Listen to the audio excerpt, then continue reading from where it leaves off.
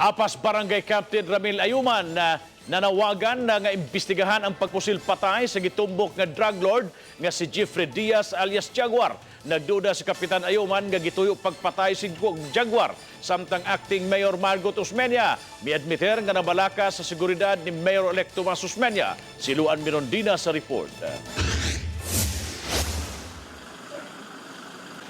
Alang kang Apas Barangay Captain Ramil Ayuman, kadudahan ang timing sa pagpusil patay kang Jeffrey Jaguar Diaz.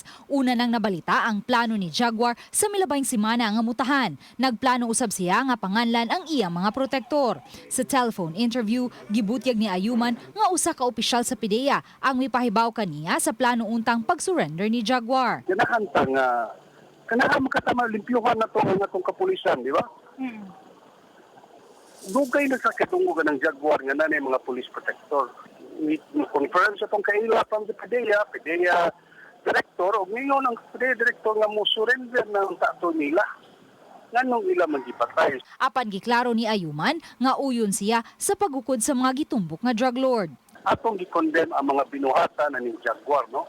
Ang ato lang taba, gusto makanato limpyuhan ang atong kapulisan. Daghan na kitang nadunggan nga kanis Jaguar, nakatagan niya 2 million aning generala, nakatagan niya aning colonel of 500,000, nakatagan aning major of 300,000. Time na tato nga ma-expose o malipyuhan na to ang within sa rank sa PNP. Gidasunan usab kini ni ABC President Philip Zafra. Matud ni Zafra, wala na kinahanglana pa nga mohimo siya og privilege speech atol sa sesyon sa konseho karong Miyerkules. Mahinungdanon matud pa ang pagsiguro nga lehitimo ang pagpusil patay kang Jaguar. Ang ato ani paglimpyo magastanan. But kutob dataan na tungod nga iligawas na og pabahayag si Isidoro. So, again, karoon na to nga wa ta mo ingon nga mulaban sa drug lord. Sa pikas bahin, nabalaka si Cebu City Acting Mayor Margot Osmeña sa seguridad sa iyang bana nga si Mayor-elect Tomas Osmeña. Tungod sa kampanya sa umaabot nga mayor batok sa droga, dili malikayan nga adunay masuko. Of course, as his wife, of course that bothers me. But again, just have to take the precaution. Since before naman, you don't see him going around with an army.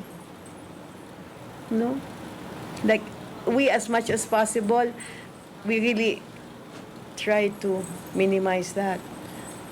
But again, I don't know, maybe these times call for tighter security. Luan Mirondina, Balitang Bisdak.